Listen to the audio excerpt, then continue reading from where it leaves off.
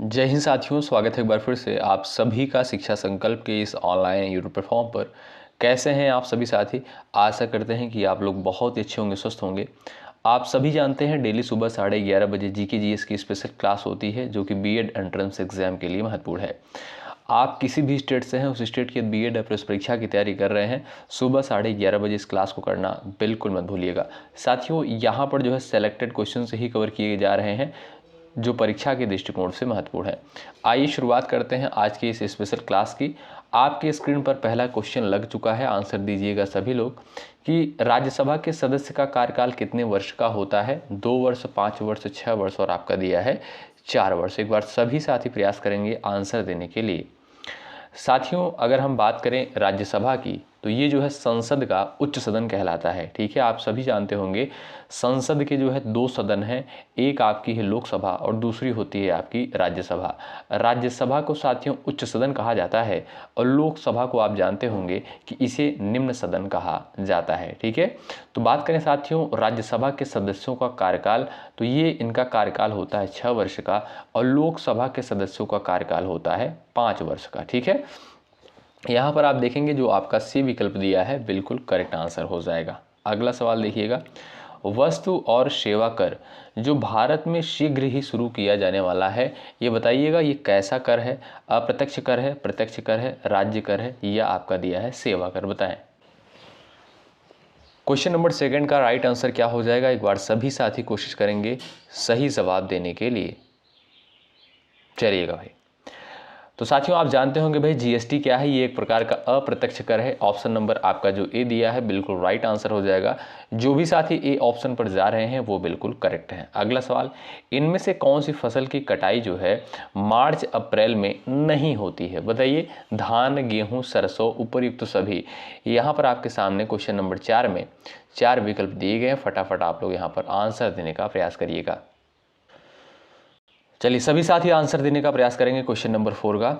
साथियों यहाँ पर अगर हम बात करें धान की, तो ये जो है ये आपकी खरीफ की फसल है और गेहूं और सरसों ये आपका जो है रबी की फसल है, आप सभी जानते होंगे। तो यहाँ पर आप देखेंगे जो ए विकल्प दिया है बिल्कुल राइट आंसर यहाँ पर हो जाएगा, क्योंकि यहाँ पर आपसे सवाल करता है कि इनमें से कौन सी फसल की कटाई मार्च अप्रैल में नहीं होती है। तो धान की कटाई साथियों मार्च अप्रैल में नहीं होती है। यहाँ पर आप देखेंगे जो गेहूँ और सरसों दिया है, ये आपका इन दोनों फसलों की कटाई आप देखोगे तो मार्च से अप्रैल तक होती है। ठीक है, तो यानी आप देखेंगे जो ए विकल्प आपका दिया है बिल्कुल राइट आंसर हो जाएगा। अगला सवाल, गुजरात के कच्छ का रण किस जंगली जीव के लिए जो है प्रसिद्ध है? क्वेश्चन नंबर 5 का आंसर आप लोग यहाँ पर बताइएगा। क्वेश्चन नंबर 5 का करेक्ट आंसर क्या है? कोशिश करें आंसर देने के लिए। ऑप्शंस आपके सामने दिए गए हैं। एशियाई शेर है, जंगली गधा है, काला हिरण है और आपका दिया है पेलिकन। तो आप देखेंगे साथियों यहाँ पर जो आपका बी ऑप्शन दिया है बिल्कुल राइट आंसर हो जाएगा। गुजरात के कच्छ का रण जो है किस जंगली जीव के लिए फेमस है? वो है आपका जंगली गधा।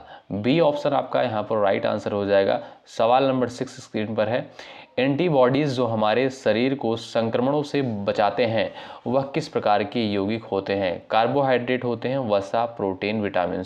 क्वेश्चन नंबर 6 का राइट आंसर क्या है? सभी साथी यहाँ पर आंसर देने का प्रयास करिएगा। चलिए, एंटीबॉडीज़ जो हमारे शरीर को संक्रमणों से बचाते हैं वह जो है किस प्रकार के यौगिक होते हैं? तो यहाँ पर जो भी साथी जा रहे हैं प्रोटीन पर वो बिल्कुल राइट है। ऑप्शन नंबर 3 आपका बिल्कुल करेक्ट आंसर हो जाएगा। शांतिवन साथियों किसकी समाधि है? क्वेश्चन नंबर 7 का आंसर आप लोग बताइएगा। चलिए सही आंसर क्या हो जाएगा? एक बार सभी साथी कोशिश करिएगा। अगर बात करें साथियों यहाँ पर हम लोग शांतिवन की, तो ये किसकी समाधि है? तो आपको पता होना चाहिए जवाहरलाल नेहरू की। ऑप्शन नंबर डी जो दिया है बिल्कुल राइट आंसर हो जाएगा। साथियों अगर आपसे पूछा जाए कि राजघाट जो है किसकी समाधि है, आप कहिएगा कि ये जो है महात्मा गांधी की है। और अगर आपसे पूछें कि लाल बहादुर शास्त्री की जो है समाधि स्थल कौन सा है, तो वो है साथियों आपका विजय घाट। कौन सा है साथियों? विजय घाट। ठीक है, तो इन सारे पॉइंट्स को आप लोग याद रखें। और ये है आपका अगला सवाल, भारत के पहले गृह मंत्री जो है कौन थे? क्वेश्चन नंबर 8 का राइट आंसर क्या हो जाएगा बताएं। फटाफट छापते हुए चलिएगा कमेंट बॉक्स में आप लोग। चलिएगा भाई, सही उत्तर क्या हो जाएगा बताएं। भारत का जो है पहला गृह मंत्री कौन था? बताइए। सही उत्तर क्या है, फटाफट यहाँ पर आंसर देने का प्रयास करें। तो आप जानते होंगे साथियों, नहीं जानते हैं तो जान लीजिए भाई, सरदार वल्लभ भाई पटेल। ऑप्शन नंबर बी बिल्कुल राइट आंसर हो जाएगा। ये भारत के जो है प्रथम गृह मंत्री थे। इन्हें साथियों लौह पुरुष के नाम से भी जाना जाता है। क्या भाई, इन्हें जो है लौह पुरुष के नाम से भी जाना जाता है। तो जो भी साथी बी ऑप्शन पर गए हैं वो बिल्कुल यहाँ पर राइट हो जाएंगे। सवाल नंबर 9 स्क्रीन पर है। इनमें से कौन जो है पृथ्वी के आकार की तुलना में छोटा ग्रह है? क्वेश्चन नंबर 9 का आंसर बताएं आप लोग। क्वेश्चन नंबर 9 का सही उत्तर क्या हो जाएगा? इनमें से जो है कौन पृथ्वी के आकार की तुलना में जो है छोटा ग्रह है? बताइए। अरुण और मंगल, वरुण और शुक्र, शुक्र और मंगल, वरुण और मंगल यहां पर दिया गया है।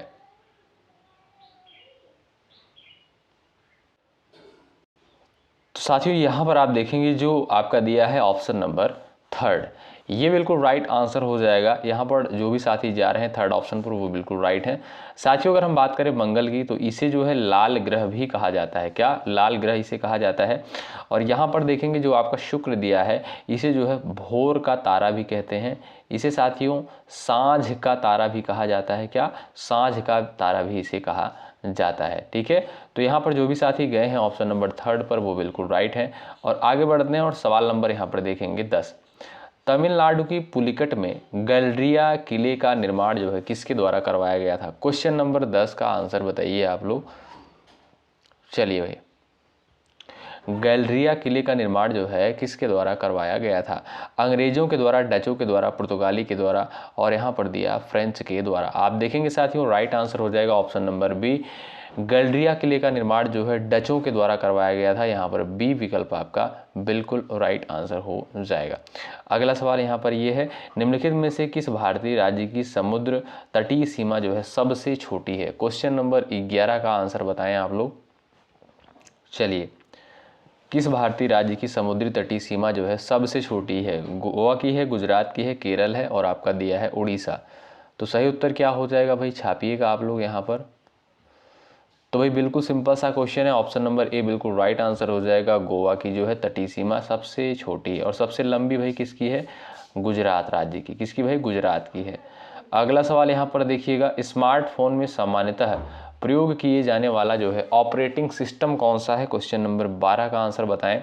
एंड्रॉयड है, आईओएस है, विंडोज़ है, लिनक्स है। सामान्यतः अगर आपसे पूछा जाए कि भाई स्मार्टफोन में कौन सा ऑपरेटिंग सिस्टम प्रयोग में लाया जाता है तो वो है साथियों आपका एंड्रॉयड। ऑप्शन नंबर ए बिल्कुल राइट आंसर हो जाएगा। यानी सामान्यतः जो हम लोग फ़ोन यूज करते हैं वो क्या है साथियों, वो है आपका एंड्रॉयड वर्जन होता है। ठीक है, तो ए ऑप्शन आप देखेंगे यहाँ पर बिल्कुल करेक्ट आंसर हो जाएगा। आगे बढ़ते हैं, सवाल नंबर 13 देखते हैं। निम्नलिखित में से किस व्यक्ति को नागरिकों को दिए जाने वाले दूसरे सर्वोच्च पुरस्कार उत्तम जीवन रक्षा पदक से सम्मानित किया गया है? बताइए। सही आंसर क्या हो जाएगा, प्रयास करें। उत्तम जीवन रक्षा पदक जो है इससे किसे सम्मानित किया गया है? तो सलीम गफूर शेख को। किसे भाई? सलीम गफूर शेख को। ऑप्शन नंबर जो है ए दिया है, बिल्कुल राइट आंसर हो जाएगा। आगे बढ़ते हैं, सवाल नंबर नेक्स्ट है, श्रीलंका की आधिकारिक राजधानी का नाम क्या है? 14 नंबर के क्वेश्चन का आंसर करिएगा यहाँ पर भाई। चलिए, श्रीलंका की जो है आधिकारिक राजधानी का नाम क्या है? क्वेश्चन नंबर 14 का राइट आंसर क्या हो जाएगा? सभी साथियों का यहाँ पर आंसर आना चाहिए। तो ऑप्शन नंबर सी यहाँ पर बिल्कुल राइट आंसर हो जाएगा भाई। ऑप्शन नंबर जो भी साथी जा रहे हैं बी ऑप्शन पर वो बिल्कुल राइट है, श्री जयवर्धने पूरा। ठीक है, बी ऑप्शन आपका राइट है। फाइन लेग शब्द जो है किस खेल से संबंधित है? फुटबॉल से, बास्केटबॉल से, पोलो से, क्रिकेट से। क्वेश्चन नंबर 15 का आंसर बताएं आप लोग फटाफट भाई। चलिए, फाइन लेग शब्द जो है ये किस खेल से रिलेटेड है? आपका सही उत्तर क्या है? तो भाई यहाँ पर जो भी साथी गए हैं ऑप्शन नंबर डी पर वो बिल्कुल राइट है, ये आपका क्रिकेट से संबंधित है। फाइनली अगला सवाल, प्रधानमंत्री जन धन योजना जो है किससे संबंधित है? बताइए। निर्धनता निवारण से, वित्तीय सेवाओं से, ग्रामीण विकास से, गरीबों के लिए आवास से। फटाफट आप लोग आंसर देने का प्रयास करिएगा। यहाँ पर प्रधानमंत्री जन धन योजना जो है किससे संबंधित है? निर्धनता निवारण, वित्तीय सेवाएं, ग्रामीण विकास, गरीबों के लिए आवास। आपका सही उत्तर क्या हो जाएगा? फटाफट आप लोग बताएं। तो भाई यहाँ पर देखेंगे साथियों, प्रधानमंत्री जनधन योजना जो है ये किससे रिलेटेड है, ये आप देखेंगे वित्तीय समावेशन से संबंधित है, यानी आप कह सकते हो वित्तीय सेवाओं से। ऑप्शन नंबर बी जो दिया है बिल्कुल करेक्ट आंसर है। अगला सवाल देखते हैं, भारतीय जनसंख्या का बड़ा हिस्सा कार्यरत है कृषि में, उद्योग में, सेवाओं में, सरकारी क्षेत्र में। क्वेश्चन नंबर 17 का आंसर बताइए आप लोग।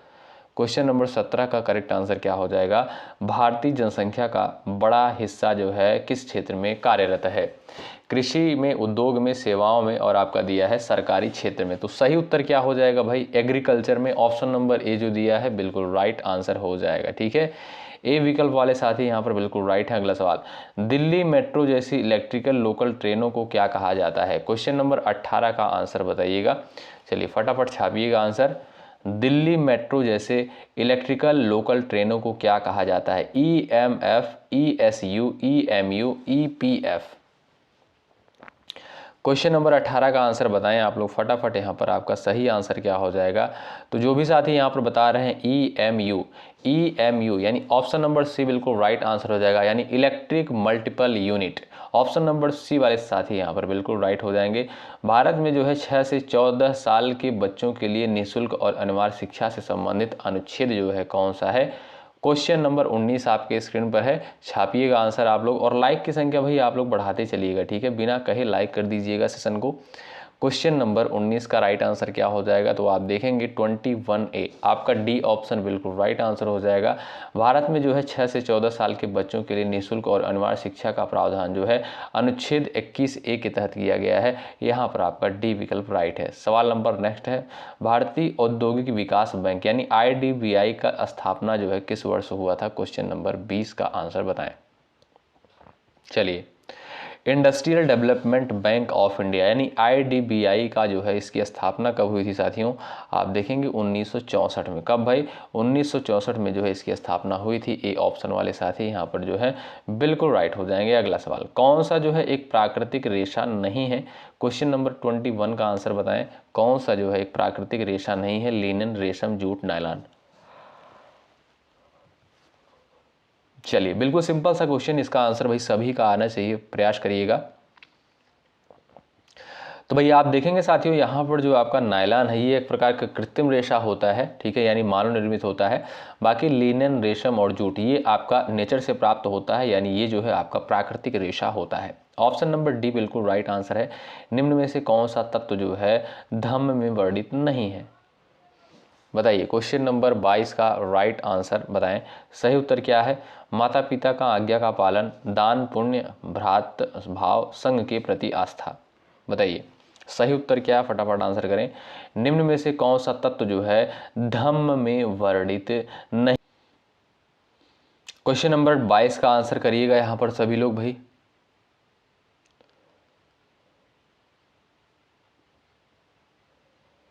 चलिएगा, सही उत्तर क्या हो जाएगा साथियों, यहां पर आप देखेंगे जो आपका डी विकल्प दिया है बिल्कुल राइट आंसर हो जाएगा, संघ के प्रति आस्था। आप जानते होंगे साथियों, आप सभी को पता होगा, बुद्ध का जो धम्म है ये नैतिक जीवन, दया, अहिंसा पर आधारित था, और वह जो है अंधविश्वास या संगठन पूजा पर आधारित जो है नहीं था। ठीक है, तो यानी आप कह सकते हो यहाँ पर जो डी विकल्प दिया है ऑप्शन नंबर डी राइट हो जाएगा। निम्न में से कौन सा तत्व जो है धम्म में वर्णित नहीं है, तो वो है आपका संघ के प्रति आस्था। डी विकल्प राइट है। अगला सवाल, दारा शिकोह जो है किसका भाई था। क्वेश्चन नंबर 23 का आंसर बताएं। चलिए भाई, सही उत्तर क्या हो जाएगा, दारा शिकोह साथियों किसका भाई था, औरंगजेब का। किसका साथियों, औरंगजेब का। डी विकल्प आपका यहाँ पर बिल्कुल करेक्ट आंसर है। अगला सवाल, कौन सी बीमारी में कीटाणु के संपर्क में आने के बाद टीका दिया जा सकता है। क्वेश्चन नंबर 24 का आंसर बताइए। पोलियो है, खसरा है, रेबीज है, चेचक है। क्वेश्चन नंबर 24 का राइट आंसर क्या है बताएं। चलिएगा, कौन सी बीमारी में कीटाणु के संपर्क में आने के बाद टीका दिया जा सकता है, तो वो है साथियों आपका रेबीज। ठीक है, option number third right answer हो जाएगा, जो कि जो कुत्ता काटने से होता है। ऑप्शन नंबर थर्ड आपका यहाँ पर करेक्ट आंसर हो जाएगा। आप जानते होंगे भाई, कठोरतम पदार्थ जो है बताइए। 25 नंबर का क्वेश्चन का आंसर करिए। टंगस्टन, हीरा, स्टील, ग्रेफाइट। 25 का यहाँ पर आंसर क्या हो जाएगा, सबसे कठोरतम पदार्थ इसमें से आपका कौन सा है, बताइएगा सही उत्तर क्या है। चलिएगा भाई, सभी लोग यहाँ पर आंसर करें। कठोरतम पदार्थ की अगर हम बात करें साथियों तो वो है आपका क्या भाई, हीरा है। ऑप्शन नंबर बी जो दिया है बिल्कुल राइट आंसर हो जाएगा। यहाँ पर जो भी साथी बी ऑप्शन पर गए हैं वो बिल्कुल राइट है। हीरा साथियों शुद्ध कार्बन से बना होता है, ठीक है, और यह जो है प्राकृतिक रूप से पाए जाने वाला सबसे कठोरतम पदार्थ होता है। बी विकल्प आपका करेक्ट है। अगला सवाल देखें यहाँ पर, दक्कन का पठार किस राज्य में स्थित है? क्वेश्चन नंबर 26 का आंसर बताएं। दक्कन का पठार जो है ये आपका किस राज्य में स्थित है?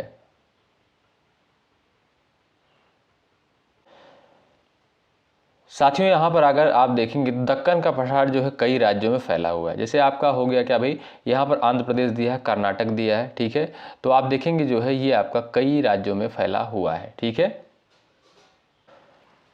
साथियों अगर हम बात करें इसका क्षेत्रफल लगभग कितना है, तो ये जो है साथियों भारत का सबसे बड़ा पठार है और इसका क्षेत्रफल लगभग जो है 5 लाख वर्ग किलोमीटर है, ठीक है।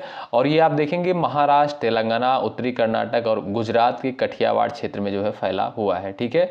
तो यहाँ पर आप देखेंगे आपका जो आंध्र प्रदेश है, कर्नाटक, ये दोनों विकल्प आपके राइट हो जाएंगे, ठीक है। तो यहाँ पर दोनों ऑप्शन आपके साथियों ये करेक्ट है। अगला सवाल देखते हैं यहाँ पर, दिल्ली में जामा मस्जिद किसके द्वारा बनवाई गई थी? बताइए। क्वेश्चन नंबर 27 का राइट आंसर बताएं आप लोग। दिल्ली में जो है जामा मस्जिद का निर्माण किसके द्वारा करवाया गया था? तो भाई शाहजहां के द्वारा। बी विकल्प आपका यहाँ पर बिल्कुल राइट आंसर हो जाएगा। ताजमहल का निर्माण किसके द्वारा? भाई शाहजहां के द्वारा। लाल किला शाहजहां, जामा मस्जिद का निर्माण शाहजहां के द्वारा। अगला सवाल देखें यहाँ पर, नेक्स्ट क्वेश्चन है, अर्थव्यवस्था में जो है अति मुद्रा स्फीति यानी हाइपर इन्फ्लेशन का परिणाम जो है क्या होता है? हाइपर इन्फ्लेशन का, चलिए आंसर करिएगा यहाँ पर। राइट आंसर क्या है? अर्थव्यवस्था में जो है अति मुद्रा स्फीति यानी हाइपर इन्फ्लेशन का परिणाम जो है क्या होता है? आसान ऋण, वस्तुओं के उत्पादन में वृद्धि होती है, मुद्रा की कीमत में जो है गिरावट आती है, बैंकों में जमा में वृद्धि होती है। तो आपका सही उत्तर हो जाएगा साथियों यहाँ पर मुद्रा की कीमत में गिरावट हो जाती है, ठीक है। अर्थव्यवस्था में जो है साथियों अति मुद्रा स्फीति यानी हाइपर इन्फ्लेशन का परिणाम होता है मुद्रा की कीमत में गिरावट आ जाना। ऑप्शन थर्ड राइट है। अगला सवाल है, किस सॉफ्टवेयर में जो है स्प्रेड शीट्स होते हैं? बताइए। क्वेश्चन नंबर 29 का आंसर बताएं। इसका सही आंसर क्या हो जाएगा बताइएगा। किस सॉफ्टवेयर में जो है स्प्रेड शीट्स पाए जाते हैं? तो वो है साथियों आपका क्या?